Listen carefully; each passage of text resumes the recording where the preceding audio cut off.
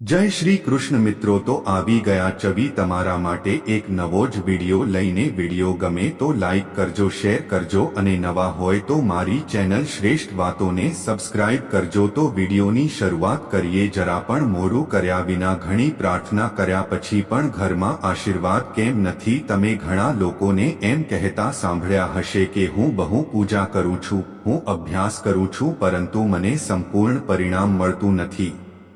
આ વિડિયોમાં અમે તેનું કારણ જણાવીશું. વાસ્તવમાં પૂજા દરમિયાન કેટલાક લોકો જાણે અનેક કાર્યો કરે છે, તમામ પ્રકારની ભૂલો કરો, જેના કારણે તેઓ પૂજાનું પરિણામ મેળવી શકતા નથી અને પૂજા અધૂરી રહી જાય છે. આવી સ્થિતિમાં જો તમે ખોટી પદ્ધતિઓનો ઉપયોગ કરો છો અને જો પૂજા નિયમ પ્રમાણે કરવામાં આવે તો તેની વિપરીત અસર થઈ શકે છે. ચાલો જાણીએ ઘર અને મંદિરમાં પૂજા કરવાની સાચી રીત કઈ છે. પરંતુ તે પહેલા જો તમે પણ ઈચ્છો છો કે લક્ષ્મી માતાના આશીર્વાદ તમારા પર રહે તો આ વિડિયોને લાઈક કરો અને ચેનલને સબસ્ક્રાઇબ કરો લો અને કોમેન્ટ બોક્સમાં જય લક્ષ્મી માતા લખો. કોઈ પણ ભગવાન કે દેવીની પૂજા કરતા પહેલા સ્નાન થઈ ગયું.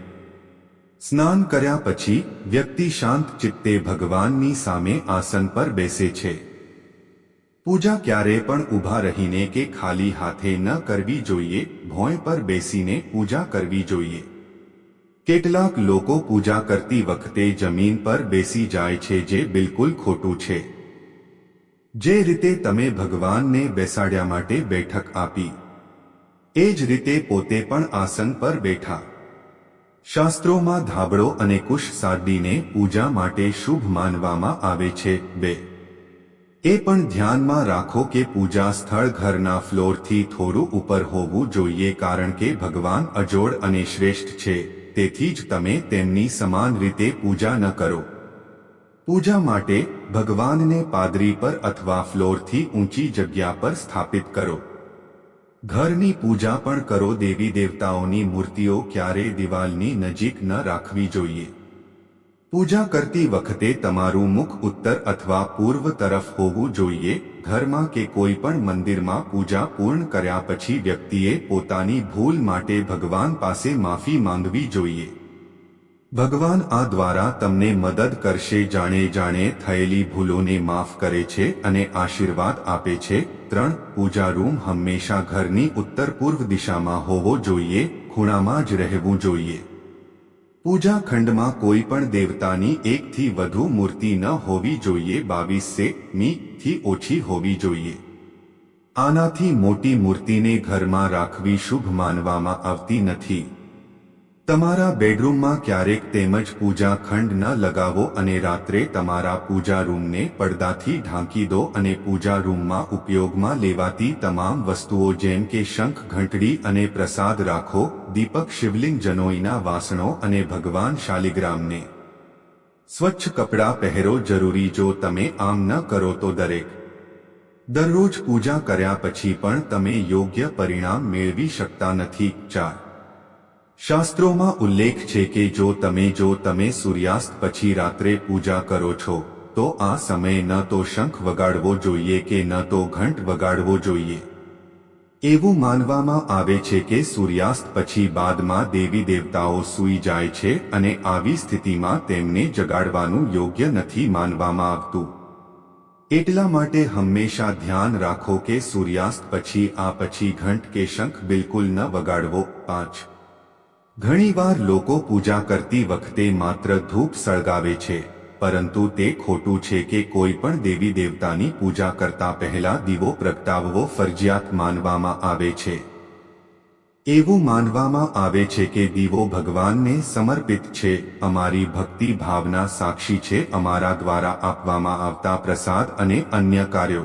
જો તમે પૂજા કરતા પહેલા દીવો ન કરો તો ભગવાન તમારી પ્રાર્થના ક્યારે પહોંચતી નથી. આજકાલ મોટા ભાગના ઘરોમાં અગરબત્તીઓનો ઉપયોગ કરવામાં આવે છે, પરંતુ પૂજા સમયે કોઈ પણ સમયે અગરબત્તીનો ઉપયોગ કરવામાં આવે છે. ઉપયોગ ન કરવો જોઈએ કારણ કે અગરબત્તીમાં વાંસની લાકડીઓનો ઉપયોગ થાય છે. હિન્દુ શાસ્ત્રોમાં પૂજામાં વાંસનો ઉપયોગ પ્રતિબંધિત માનવામાં આવે છે. ગયો છે તેથી પૂજામાં હંમેશા દીવાનો ઉપયોગ કરવો જોઈએ. 6. તમારા મંદિર અથવા પૂજા ઘરમાં નગ્ન મૂર્તિઓ ક્યારેય ન રાખવી. આ દિવસોમાં દેવી દેવતાઓના કપડાં પણ બજારમાં ઉપલબ્ધ છે. જો તમે ઈચ્છો તો બજાર પાસેથી લઈ શકે છે. વ્યક્તિએ હંમેશા દેવતાની પસંદગી મુજબ અથવા શુભને ધ્યાનમાં રાખીને વસ્ત્રો પહેરવા જોઈએ. સૂર્ય, ગણેશ, દુર્ગા, શિવ અને વિષ્ણુ આને પંચદેવ કહે છે. તમામ કાર્યોમાં તેમની ફરજિયાત પૂજા કરવામાં આવે છે. દરરોજ પૂજા કરતી વખતે વ્યક્તિએ આ 5 દેવતાઓનું ધ્યાન કરવું જોઈએ. તેનાથી દેવી લક્ષ્મીના આશીર્વાદ અને સમૃદ્ધિ પ્રાપ્ત થાય છે. 7. તમે કોઈ પણ દેવતાની પૂજા કરી રહ્યા હોવ તે મહત્વનું નથી, પરંતુ પ્રથમ અને અગ્રણી હંમેશા ભગવાન માત્ર ગણેશની પૂજા કરવામાં આવે છે. ત્યાં કોઈ હવન છે કે કોઈ શુભ કાર્યની શરૂઆતમાં પણ ભગવાન ગણેશને વંદન કરીને માત્ર આ કરવામાં આવે છે. એવું કહેવાય છે કે ભગવાન ગણેશને પ્રણામ કર્યા વિના પૂજા કરવાથી કોઈ ફળ મળતું નથી. 8. માથું ઢાંક્યા વિના પૂજા ન કરવી જોઈએ. એવું માનવામાં આવે છે કે માથું ઢાંક્યા વિના પૂજા કરવાથી તમને તેનું પૂર્ણ ફળ મળતું નથી. ઢાંકવાથી પરમાત્મા પ્રત્યે આદરભાવ જોવા મળે છે અને પૂજા દરમિયાન માથું ઢાંકવા માટેના ધાર્મિક કારણોની સાથે વૈજ્ઞાનિક કારણો પણ આપવામાં આવ્યા છે. તેથી જ સ્ત્રી હો અથવા પુરુષો પૂજા દરમિયાન માથા ભગવાન મને ગમે ત્યારે આવરી લે છે. એક હાથે સલામ ન કરો. હંમેશા સંપૂર્ણપણે કરવું જોઈએ. બંને હાથ વડે નમસ્કાર કરવું જોઈએ. ન જ્યારે પણ તમે કોઈ મંદિરમાં પૂજા કરવા જાઓ છો તો તમે મંદિરમાં ચઢાવવામાં આવતો પ્રસાદ જુઓ છો. એવું જાણવા મળે છે કે તેને મંદિરમાં જ ખાવું જોઈએ. ભલે તમે મંદિરમાં તે પ્રસાદનો થોડો ભાગ જ ખાઓ. તમે બાકીનાને ઘરે લઈ જવા માટે રાખી શકો છો. તે ભગવાન પ્રત્યેની તમારી ભક્તિનું પ્રતીક છે. જ્યારે પણ તમે મંદિરમાં જાઓ ત્યારે તમારે એક વખત ઘંટ વગાડવો જ જોઈએ. એવું માનવામાં આવે છે ઘંટ વગાડવાથી તમારો સંદેશો સીધો ભગવાન સુધી પહોંચે છે. તેનાથી ઘરમાં સકારાત્મક ઉર્જા આવે છે. ઉર્જા આવે છે. 1. હંમેશા એ વાતનું ધ્યાન રાખો કે વ્યક્તિએ ક્યારેય પણ દીવાથી દીવો ન પ્રગટાવવો જોઈએ. શાસ્ત્રો અનુસાર જે વ્યક્તિ દીવો પ્રગટાવે છે તે રોગી હોય છે. સ્નાન કરતા પહેલા ભગવાનને અર્પણ કરવામાં આવેલું ફૂલ તોડી લેવું જોઈએ. ફૂલ તોડ્યા પછી ફૂલ જ અર્પણ કરવાનું માનવામાં આવે છે, એવું શાસ્ત્રોમાં કહેવાયું છે. દીપક, શંખ પૂજા કરતી વખતે અથવા કોઈ પણ સમયે ભગવાનની મૂર્તિ કે ચિત્ર, સોનાના આભૂષણો અને શાલિગ્રામને ક્યારે સીધા જમીન કે ભોંય પર ન રાખવા જોઈએ. 1. ઘર અથવા મંદિરમાં ભગવાનની આરતી કરતી વખતે ભગવાન વિષ્ણુની સામે 12 વાર શંકરનો જાપ કરો, સૂર્યદેવની સામે 7 વાર અને દેવી દુર્ગાની સામે 9 વાર જાપ કરો, ભગવાનની સામે 11 વખત અને ભગવાન ગણેશની સામે 4 વખત આરતી કરવી જોઈએ. તેનાથી પૂજાનું સકારાત્મક પરિણામ મળે છે. તમે કોઈ પણ મંત્રનો જાપ પણ કરવો. બેઠક હેઠળ જમીન, આંખોને સ્પર્શ કરો જરૂરી. આનાથી તમે જાપ કરી શકશો. સંપૂર્ણ પરિણામો પ્રાપ્ત થાય છે. 1-2 જો તમે કોઈ વિશિષ્ટ હેતુ માટે કોઈ પૂજા વિધિ કરો છો તો તમારે તેમાં લેવાયેલા સંકલ્પને પૂરો કરવામાં વધુ સમય ન આપવો જોઈએ. જો તમે કોઈને દાન આપવાની પ્રતિજ્ઞા લીધી હોય તો તમારે તેને વહેલી તકે પૂર્ણ કરવી જોઈએ. પૂજા વિધિના સંકલ્પને પરિપૂર્ણ કરવામાં વિલંબ સંપૂર્ણ લાભ મળતો નથી. તે કોઈ પણ વસ્તુનું દાન એકાદશી પર હંમેશા જમણા હાથથી કરવું જોઈએ. અમાવસ્યા, કૃષ્ણ ચતુર્દશી, પૂર્ણિમા, વ્રત અને શ્રાદ્ધના દિવસે વાળ અને દાઢી ન કરવી જોઈએ. जिन लोकों पवित्र संस्कार होवा जोईए में तेमने पवित्र दोरो पहर्या विना पसार कर्यो छे।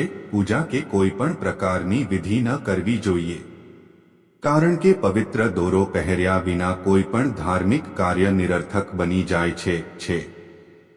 14 તમામ હિન્દુ ઘરોમાં પૂજા કે અન્ય ધાર્મિક કાર્યોમાં ગંગા જળનો ઉપયોગ કરવો રાખવામાં આવેલ છે. પરંતુ શું તમે જાણો છો કે પ્લાસ્ટિકની બોટલોમાં કે એલ્યુમિનિયમ અને લોખંડ જેવી અશુદ્ધ ધાતુમાંથી બનેલા વાસણોમાં ગંગા જળને તાંબાના વાસણમાં રાખવું શુભ નથી. 15 પૂજા કરવી હોય તો જો તમે મંદિર જાવ છો તો તમારે હંમેશા ઘરેથી એક વાસણમાં પાણી લઈને જવું જોઈએ. ભગવાનનો જલાભિષેક મંદિરમાં રાખ્યા પછી ઉતાવળમાં ક્યારેય ન કરવો જોઈએ. જ્યારે પણ તમે મંદિરેથી પાણી અર્પણ કરીને પાછા ફરો ત્યારે તમારે ધ્યાન રાખવું જોઈએ કે તમે પાણીનો વાસણ ઘરમાં ક્યારેય ખાલી ન લાવો. જો તમે પાણીથી ભરો છો, જો તમે તેને મંદિરમાંથી પાછી લાવશો તો તેનું શુભ ફળ મળે છે. 14 લક્ષ્મી સ્તોત્ર દરરોજ કનકધારા સ્તોત્રનો પાઠ અવશ્ય કરવો. ધન પ્રાપ્તિ અને ધન સંચય કરવામાં તે વિશેષ ફળદાયી માનવામાં આવે છે. આ એક અદ્ભુત ભજન છે જેના પાઠ કરવાથી દેવી લક્ષ્મીની કૃપા તમારા પર બની રહે છે. આ સ્તોત્રની વિશેષતા એ છે કે તેમાં કોઈ વિશેષ માળા કે પૂજાની માંગણી કરવામાં આવતી નથી છે. પૂજા કર્યા પછી તમે આનો પાઠ કરી શકો છો.